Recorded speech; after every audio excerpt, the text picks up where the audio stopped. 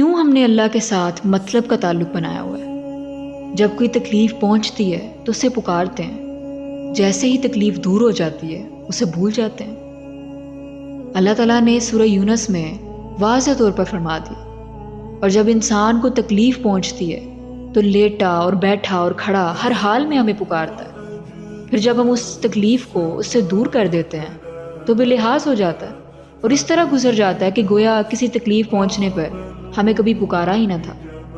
तो ये कैसी मोहब्बत है हमारी अल्लाह के साथ कि अल्लाह की नेमतों का शुक्र अदा करने के बजाय हर वक्त मुश्किलात का रोना रोते रहते हैं। अल्लाह के साथ मतलब का नहीं, मुखलिसी